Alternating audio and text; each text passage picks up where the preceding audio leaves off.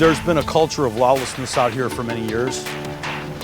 Fort Heights is such a close-knit community. They have that, we're not telling on anybody type of attitude here. We want to know where he's at so we can put him in handcuffs. There's a guy we're looking for. Who knows who he's going to shoot next? He needs to be off the street, and he needs to be off the street now. From a manhunt in Chicago's gang-ridden south suburbs to crystal meth traffickers in the city's gay community, Cook County investigators are pursuing leads in two uniquely closed worlds. Is it that prevalent in the gay community, meth? They buy it faster than they can come into the city. It's huge, up north in Boys Town. We haven't even peeked into it.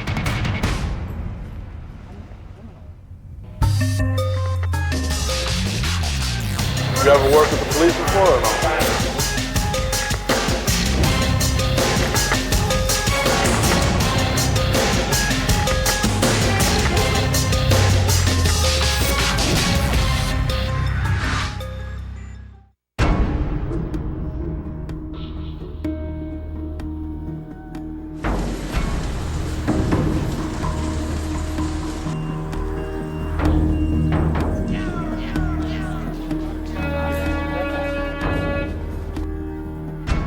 When you work in the jail, you come across tons of cases.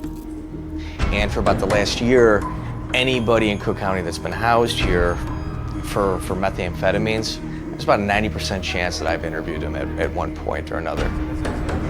But that meth was too strong for me. Was it really? Yeah. It was too strong for me. You didn't like the high, huh? No. In the past decade, Chicago's witnessed the rise of a new and powerfully addictive drug, crystal methamphetamine. Meth-related arrests cut across race and class lines, landing suspected users and dealers from all parts of the city and suburbs in Cook County Jail. It's here that they join thousands of other detainees being held for trial. Most have been charged with crimes, but not convicted. You guys get a lot of meth out by you? Criminal Intelligence Unit investigator Mike Davis is looking for the right detainees to help him understand the city's meth trafficking network. A lot of people that use meth, I would honestly say that these places like this actually save some of them, but a lot of them don't even make it in here. Yeah, Right, you don't see even the sores in the face. Yeah. You see the rotted out teeth. I grew up in the crack era, and this is different. Meth is a whole new ball game from crack. What's the difference? To me, it's more money, it's cheaper to make, and people stay higher longer. It won't last long. Gangbangers won't let them sell meth. Why? Because it takes away from the crack deal. But there's one market where the meth trade is thriving with no signs of letting up: the gay community. You fuck with meth or no? No, but all my boys that are homosexual, they need quick access to meth.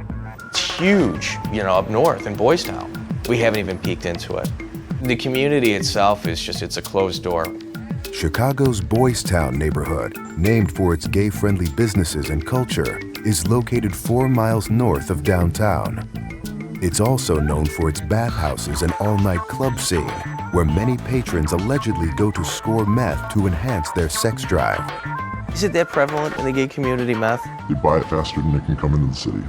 You just party and you just keep using. You got a group of people and you just smoke and bump. It releases the serotonin levels in your brain, which gives you a very euphoric high. It's very sexual high. Davis and Sheriff's Police investigators are gaining a first-hand glimpse into a subculture that they know little about. This inmate, whom we're calling Tango for his protection, comes from that world. He's got more meth busts than anybody I have ever come encounter with, and he's looking for help on his case. He's gonna be honest. He's got no choice but to be. The way you get hooked on meth is if you've got a regular 9-to-5 job and somebody introduces you to it on a Friday night, you do a little bit, it's so potent, you stay awake the entire weekend, and now you've got to go work. But don't you peak during the high? It's an entire peak. The whole thing is an entire peak. What is the feeling like? I mean, is it comparable to heroin? No, if you drink 10 cups of coffee and your head starts tingling from that. The caffeine rush, sugar and stuff, yeah. It's a constant that. Like, the longest I've ever stayed up was 19 days. and you get to... Can you die? 19 days no Can't sleep. you die? And this was continuous everyday youth, over and over and over, every day. Come up with... With his lengthy arrest record, Tango faces up to 12 years in prison for drug possession and delivery charges if convicted. So he's hoping to strike a plea deal with the state's attorney by giving up his meth connections. It's uncharted waters for investigators who've never worked a case in Boys Town before. Did you notice that he and I coordinated our shirts for this interview? I did not notice they were the same color. It's huge. I mean, we were planning all day for this interview. And Demons just didn't care. He just didn't care. Any of the bars up or down Halsted, walk in and get served crystal meth at any time. If you know somebody, if you... You just gotta know where to look, huh? Right, yeah. It's not like if you walked into a bar up in Boys Town and asked somebody, hey, where could I find some tweak or where could I find some... Is it what the street logo is, tweak? No, Tina. Tina? Okay. Yeah, they all got female names. Meth, to me, is something that I've never actually dealt with before. So I was kind of interested to see what he had to say. We're not dealing with a gang member. That's what we're all used to dealing with. We focus on gangs, you know, we're gang intelligence, but we're never gonna turn down intel that comes out of the jail, whether it's gang related or not. I mean, we don't know where this is gonna go. 35 miles south of the Boys Town neighborhood is an entirely different world, where police answer shots fired calls on a weekly, sometimes daily basis.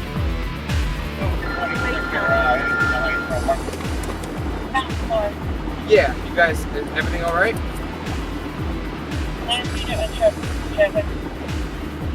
Are you guys in Fort Heights or are you guys in your house? They're shooting out there going on, and you know what they're looking for you guys. So just stay in the house, okay? All right. There's a call in Fort Heights right now, a man with a gun. He's looking for this girl. She just called now to ask what's going on. Hey Jay, you on 16? There was a turf war last night over who's going to sell drugs in a certain location in Fort Heights. We have one of the guys in custody right now. The other people that are looking for to kill him now want to go after his girlfriend. What happens next will trigger an all-out manhunt for a suspect terrorizing a community. We want to know where he's at so we can put him in handcuffs. Can you help us do that? So somebody else gets shot.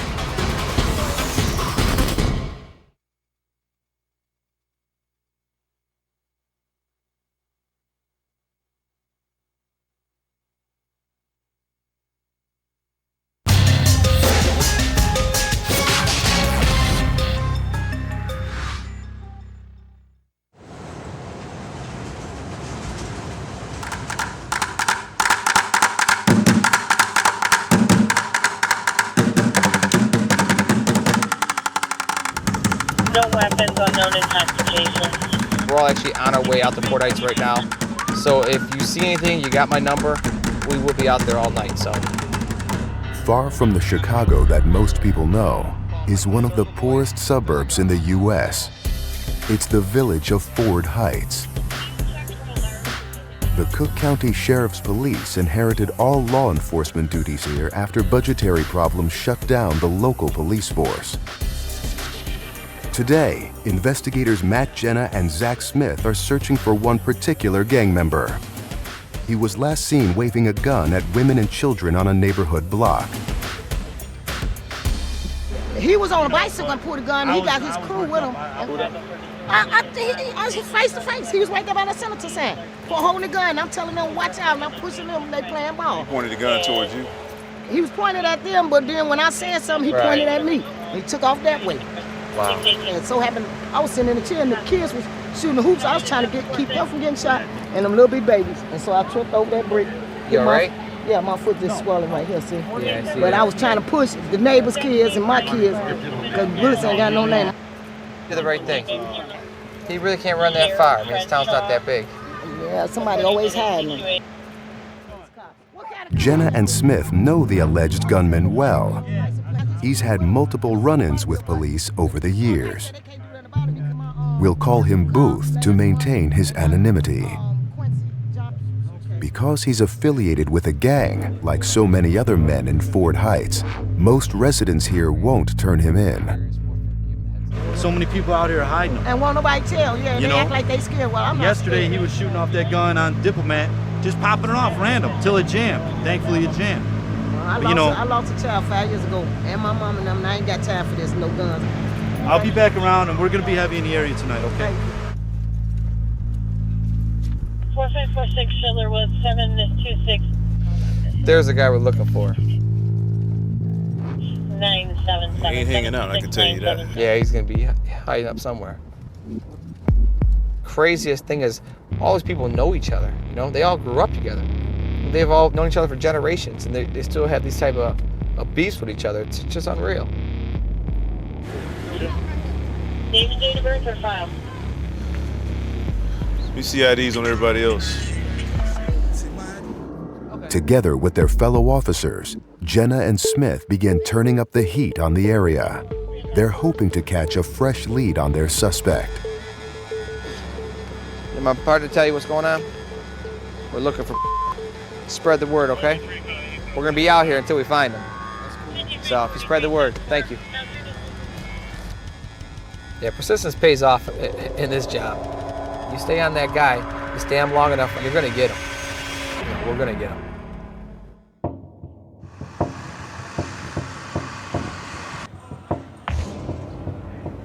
Did you ever see the gay community getting away from meth? Absolutely not. No way, huh? It's No just way. this is just They're ingrained. just going heavier and heavier and heavier and heavier. What's the most you've ever seen? Meth? It looked like a big block of ice. 18, 20 inches long, and they were just chipping it away. Investigator Mike Davis wants to infiltrate Chicago's crystal meth traffic with the help of a Cook County Jail inmate. This confidential source, whom we're calling Tango, is an admitted meth user and dealer. He's giving up his connections in return for consideration from prosecutors. This guy that got popped off, you said earlier, if he was the main guy, who's out there picking up where he left off? Tango's agreed to identify big-time and small-time dealers in Boys Town, a predominantly gay neighborhood on the north side that also happens to be the city's leading hub of meth use. How many dealers would you say Boys Town has, like off the top of your head? 50, 60. How many people do you think you could identify that, like if I were to give you pictures? A lot. What about this one? He's a full-time dealer. He does bike messenger. Who's this guy? Really nice guy, does hair. He's a hairstylist. Okay, he's just pretty much supporting his own habit. Yeah. This guy. He's a drag queen. He sells regularly. Oh, that's perfect. What about this gentleman? Small-time sales, prostitution. Do you think he's a good-looking guy? Absolutely not. He's a cheap prostitute, huh? Very cheap. There's your main guy. This guy's a main guy? This is a triangle. All three of these guys get it from him. Right now, he's the one wearing the crown. Is that what you guys refer to it as? Yep. Take your pick, which one you want. And we'll try to pick out a certain subject or a certain two subjects. And we're gonna go from there. But I'll tell you what, you want to find an infestation of tweakers and rollers, you go to the bathhouses. Meth and sex are synonymous. So meth allows you to have sex with people that you normally wouldn't have sex with because it just makes you really horny. So it's essentially you're sleeping with all your clients if you're a meth dealer. A lot of times. Not me personally. No, I'm sure not you. Yeah. For Davis and the sheriff's police, the next step is to start making undercover buys from the top dealers in Boys Town. Because Tango's in jail, they'll need the help of his longtime boyfriend on the street to introduce them to the targets. Tango's boyfriend is a meth user as well, but he's less experienced with the drug trade and is getting cold feet. So Tango twists his arm in a last-ditch plea. Listen. They said they can even send in an officer with you that you can introduce, and then he can take it from there. The quicker that you do something for them, the quicker they can go into the state's attorney and start working. You see what I'm saying?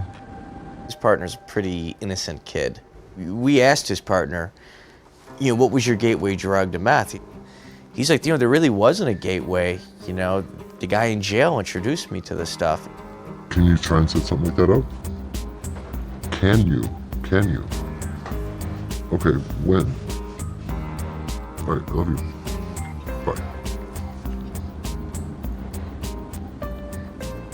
So, I mean, he's game, I'm game, and I'm gonna push him to do it.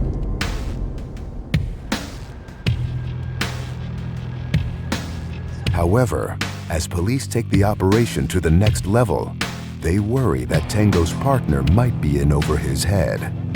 You all nervous or what? I'm just trying to be as natural as possible. Right. The informant has no control over what the target's gonna do.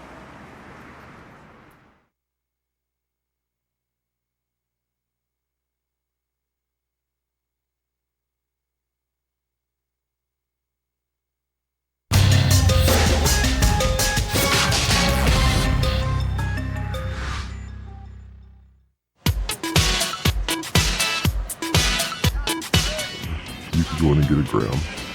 They'll front the money, so it's whatever's easiest. With Chicago's crystal meth traffic on the rise, investigator Mike Davis has recruited an informant from the city's #1 hub of meth use, the gay community. You can't just do this.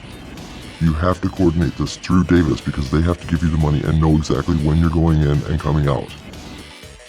But as long as this informant, whom we're calling Tango, is in jail, he needs his boyfriend on the outside to set up targets for police.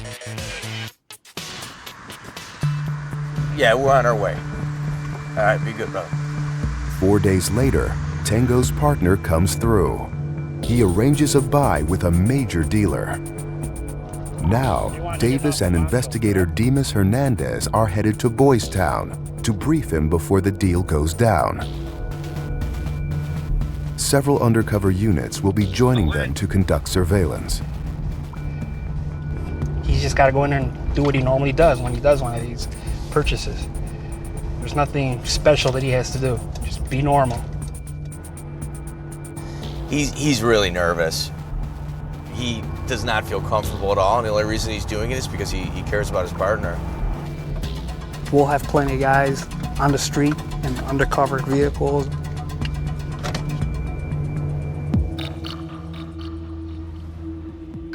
See him? Right there. That's him. Yep, that's him. So Looking high and low. Walking up to you, right behind you, right shoulder. Honk your horn. Tell him to honk his horn.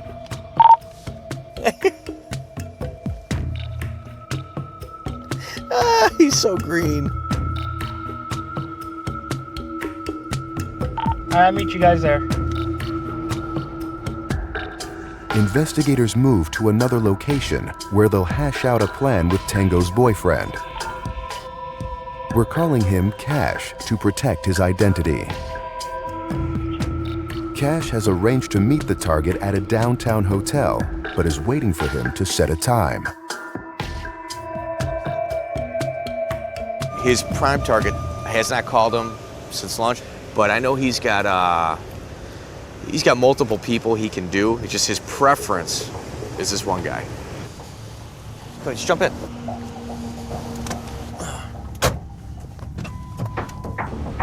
Something he's done in the past where you've called him and then he doesn't get in touch with you until he's ready. That's how they all are. They do that with everybody. It's gonna have to happen today. So, do you want to try giving him a call, or? Yep. You all nervous, or what? I just want to reassure you. Just do what you normally do. Nothing out of the ordinary. Absolutely not.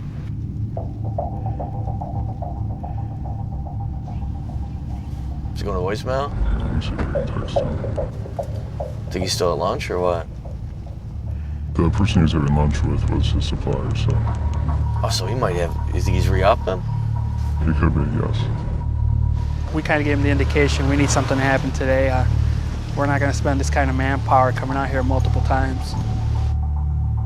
Trust me, nobody wants it to happen more than I do. I know.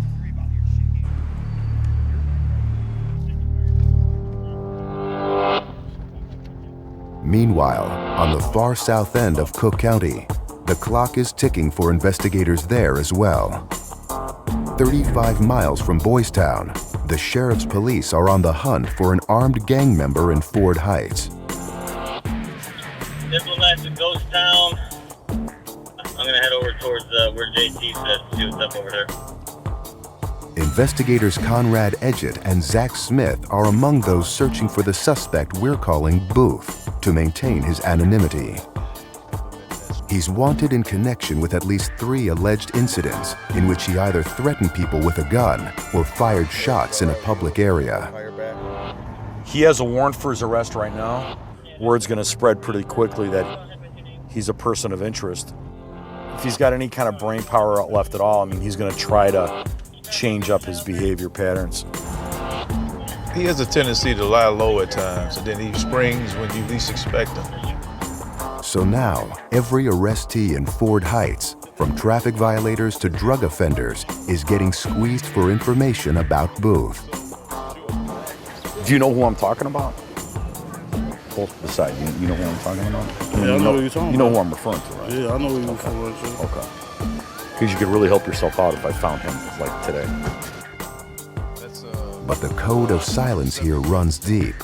Ford Heights is a uniquely closed community, held hostage by gangs and narcotics dealers. Drake has a parole status, and Gray has suspended to on Fort Heights.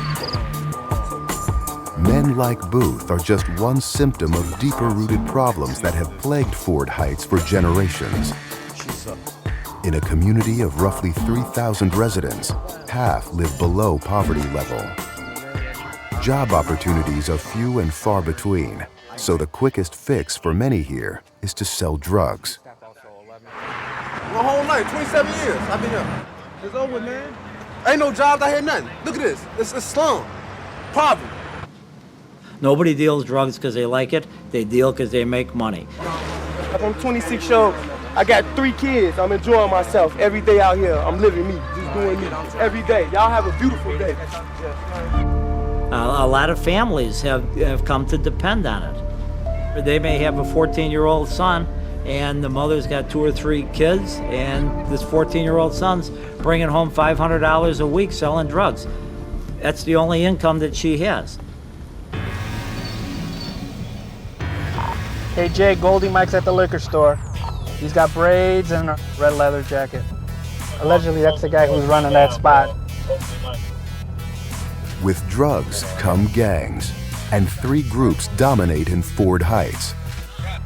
The Gangster Disciples, the Vice Lords, and the Four Corner Hustlers. They compete for territory within a 2-square-mile area that's divided in half by a highway.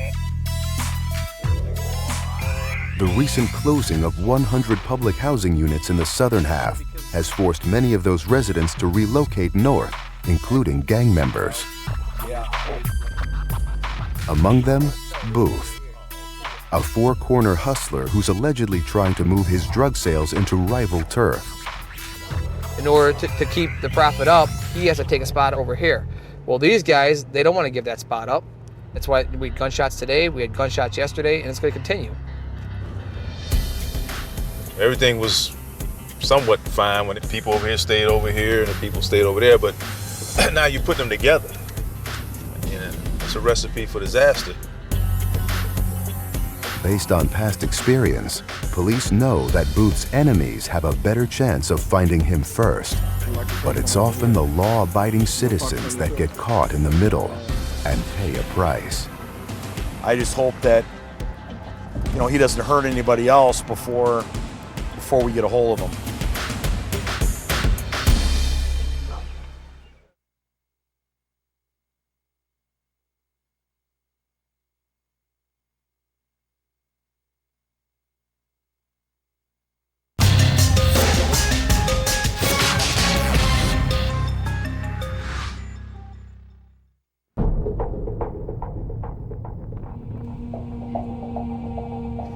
Do you think you can get out of there within 30 minutes of showing up? With an excuse or a reason, or he doesn't freak out? I understand he's a friend or whatnot. You got to try to. I just need to get out of the room. Yeah, right? with the product. Together with the Cook County Sheriff's Police, investigator Mike Davis is coaching a first-time informant from Chicago's Boys Town neighborhood. They've enlisted his help to set up a prominent crystal meth dealer in the gay community. The informant, whom we're calling Cash, is working on behalf of his boyfriend in jail. This has to go. This has to happen for me too, you know? Cash isn't the only one learning on the fly today. Investigators are just beginning to understand the drug subculture of Boys Town. It's here that crystal meth addiction is on the rise.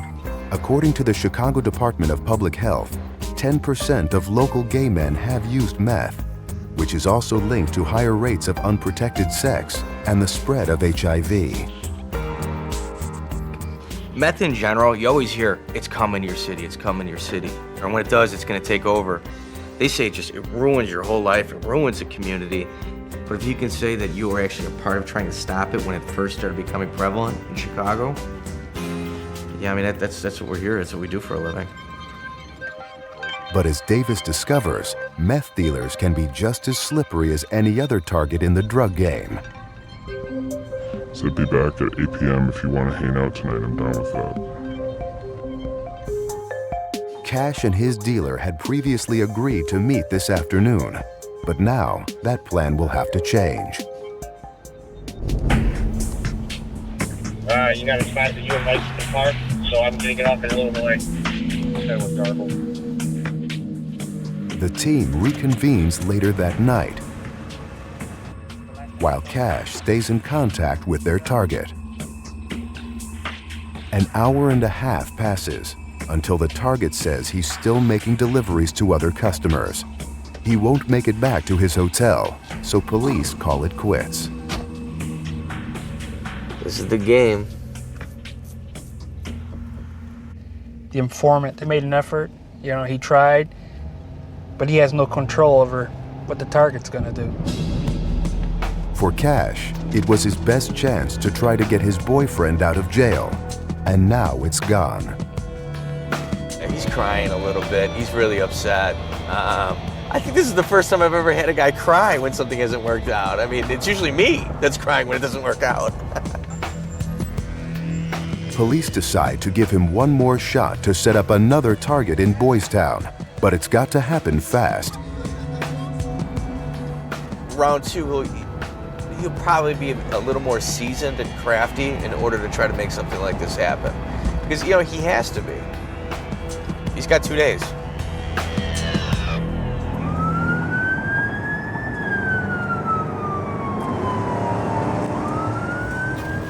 While the team on the city's north side faces a setback, another unit catches a possible break in the far south suburbs.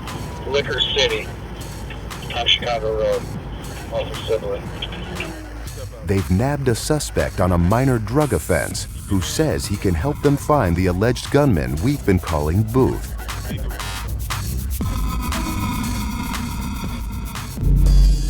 Booth's been in hiding in Ford Heights, and investigators Conrad Edgett and Zach Smith are eager to find him. We want to know where he's at so we can put him in handcuffs, okay? Can you help us do that?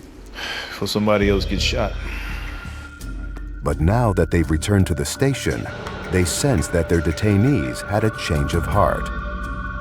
Listen to me, all right? If you're gonna tell us where he's at, we'll go get him. You'll sit here. And if it's all good, we'll let you go. Yeah, we won't bring him back here.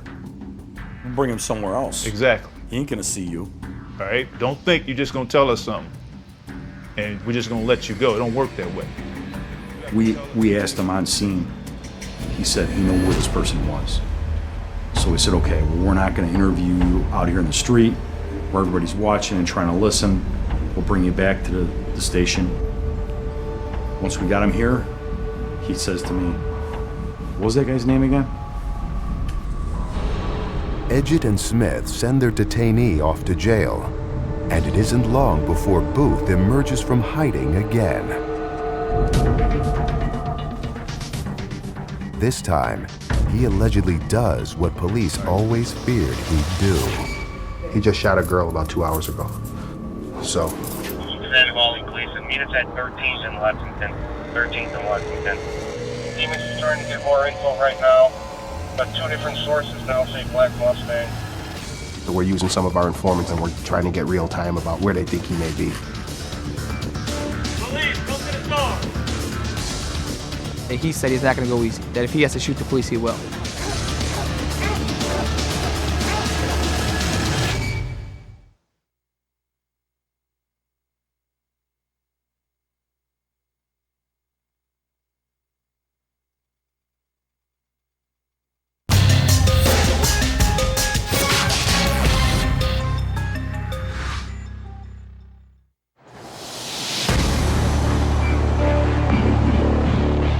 Mike, I gotta make a quick call, alright? So, give me just a minute.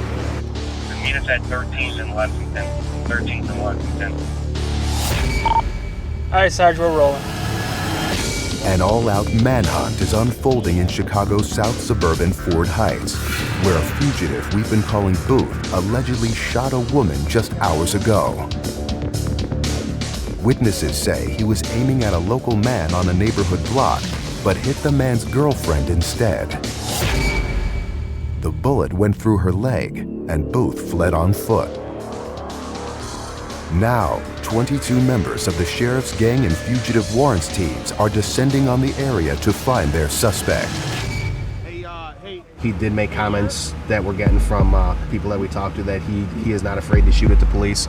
He's not afraid to do what he needs to do to get away. If he decides that that's the way he wants to go, we'll handle our business on our end.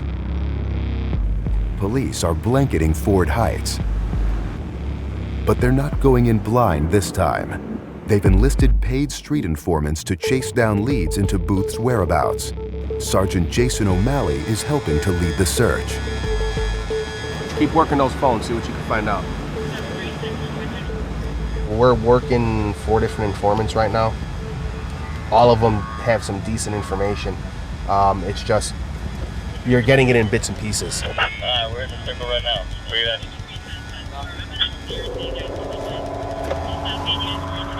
Their latest tip, Booth still in the area, riding in a black Mustang with another gang member. Got 2 different sources now say Black Mustang. No plate, no nothing. Demons is trying to get more info right now. O'Malley's team hits the blocks where Booth's friends and associates live. The only bad thing is Fort Heights is such a close-knit community. They have that, we're not telling on anybody type of attitude here. Believe me, he is not around here now. Okay, we believe it. He in escape. Without our informants, we would not have decent information. Things begin moving quickly when another unit spots a black Mustang parked a few blocks away. Back to our center lane. We're at the end of the block, unoccupied.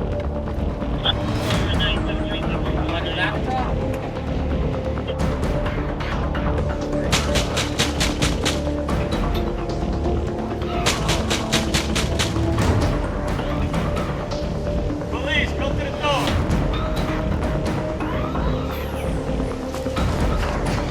Police, go to the door.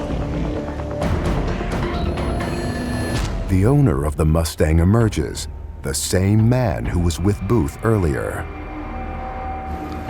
Yeah, he came out of the house. This is a story.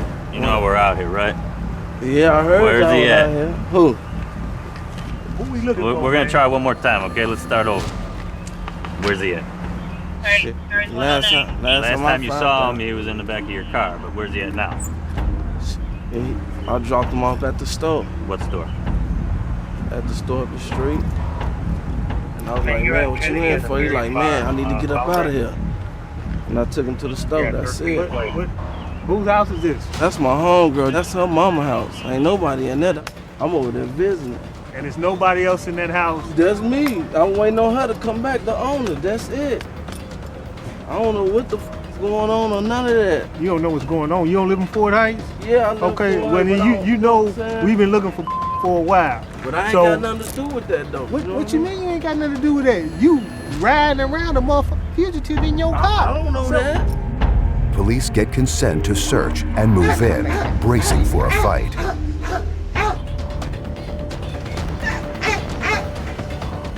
I don't know. Don't be mad that I don't believe it. They clear the house within minutes. Booth's not there, and his friend, now in custody, is feeling the heat. Did he tell you what he did? No, he didn't tell me. He said, man, I just need to go to University Park. That's what he said he was doing. All right, but he didn't tell you what he was going there for? He didn't tell me. If what his friend's saying is true, then Booth is headed 10 miles south to a town outside of Cook County. He's saying that he thinks he's hiding somewhere in the UP. Yeah, do what you can. If you can find anything tonight. Investigators reach out to their informants. And over the next hour, they confirm that Booth's fled to University Park. Now it's a matter of pinpointing exactly where he's hiding. With help from the U.S. Marshals, O'Malley's team uses electronic surveillance to locate the fugitive. They narrow their search to a single location, an apartment complex, and get ready to make an arrest the following morning. 10-4, we got 2 cars rolling that way right now. This is Jenna, we got it in front of us. One of two things. Either he gives up or he's going to be fighting. You see those hands?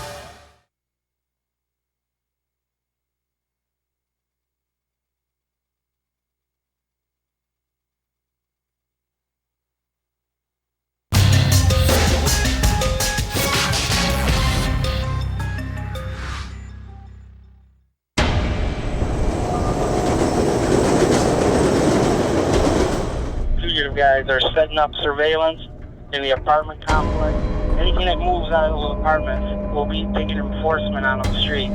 Police are waging a manhunt for an armed fugitive we've been calling Booth in Chicago's south suburbs, 39 miles south of downtown.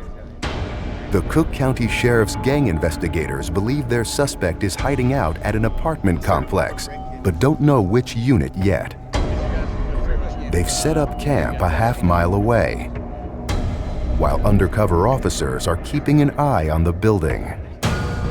They've also got confidential sources trying to verify the apartment number. The information we're getting from informants is saying that he will shoot back.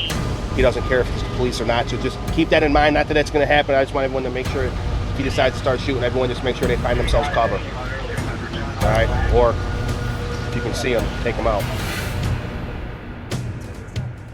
Until they're ready to go in, police are watching every car that leaves the complex to make sure the fugitive doesn't escape. And they've just spotted one vehicle whose driver could be Booth. This is Jenna, we got it in front of us. He said he's not going to go easy, that if he has to shoot the police, he will. We're going to be taking it down in Sandpiper.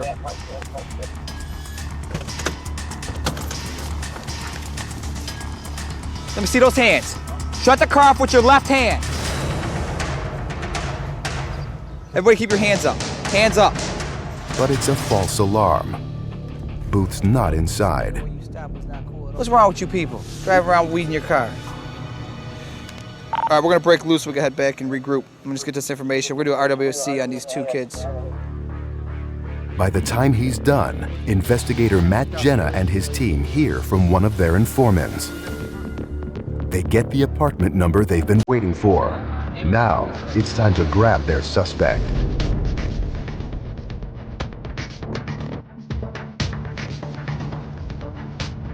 It's gonna be that building right there.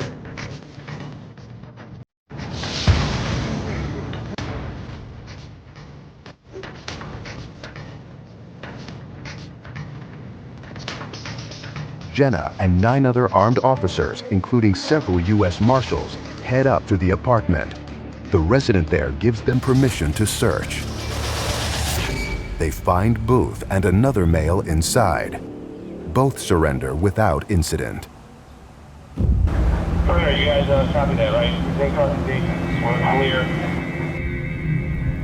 We all have that in our mind, knowing that this guy is willing to shoot police, so your alertness is definitely heightened. Are we going to take them? Is this going to be the time? So everything is a little more stressful. That's for sure. Authorities place both men under arrest. They'll charge Booth with 15 total felonies, including aggravated discharge of a firearm and attempted murder. He could serve life in prison if convicted. It's nice when you get someone like this off the street because the violence is going to go down. Even if it's just a little bit, it's better than nothing. And it's not so much that you don't care about the other gang member who got shot, or you don't care about, that it's the kids, and that's what, I have 3 kids of my own at home, and my concern is all them kids that are out playing, and now it's summer vacation. That's what makes this one that much better. Now that the manhunt's over, the sheriff's police turn their attention back to other cases, including the crystal meth traffic in Boys Town. Investigator Mike Davis is moving forward with a pair of informants we're calling Tango and Cash to set up that area's main meth dealers. One target's already fallen through, so Davis and his street informant begin pursuing another. They've just completed their first successful buy. How do you think the transaction went? I think it was fine. Were you real uncomfortable up there? I didn't act like that, but my heart's racing even talking about it. Right? Really? Yeah. This informant, whom we've named Cash, agrees to continue working with police in order to help his boyfriend bargain for probation or a reduced prison sentence. Let's just say that the person I'm doing this for, I care a lot about. I wouldn't do this for myself. You feel like someone's outcome is completely on you. I mean, I've paid thousands and thousands and thousands of dollars for lawyers and phone calls. I've disagreed with different decisions that he's made, but I'm not going to try to control somebody. But if I'm going to stay with them, I have to accept whatever outcome. We had an informant in there. We also were able to make a buy out of that location, and what we bought tested positive for crystal meth. Cash scores another transaction for police several days later. It gives them the evidence they need to make their first Boys Town arrest. It's a very small apartment from what our informant's telling us. Entry, Mike Gleason's gonna be on the point, followed by Moose, followed by Demas. Did you ever think about you'd be doing this? The crazy thing is, love, and somehow you justify things you would never do, things maybe you don't even believe in. And I have crossed lines that I thought I would never cross to help him. Police make a successful hit. They take their target into custody and recover the narcotics and paraphernalia they'd hoped for, thanks to Cash. The guy was great. He was probably one of the best informants I've ever worked with on the street. Even so, there's no guarantee that Cash's efforts will pay off for his boyfriend Tango, who still has to convince the state's attorney that he'll go clean if he's given a second chance. My thought is he going to get back out there and use again? If you look at true addicts that are really resourceful, they usually have set up safety nets and surround themselves with enablers, and it almost appeared as if that's what was going on. We got to see his boyfriend doing anything he can to help a guy that's probably been arrested 5 or 6 times. I think he's going to feel used. There's no doubt. When it comes to drugs and crime, some patterns can seem almost impossible to break. By the end of another summer in Ford Heights, the sheriff's police have received more than 100 calls about gunfire. Even though they've aggressively reduced crime by more than 33% since they took over policing here, they still face an uphill battle. There's been a culture of lawlessness out here for many years, the culture of violence that's got to change. And it's only going to change when we get cooperation from the residents. Our hearts go out to the kids. They didn't ask to be born into this mess. It's sad to say that some of them, their future may entail being out here selling the drugs. They don't understand that life exceeds far beyond the boundaries of Ford Heights.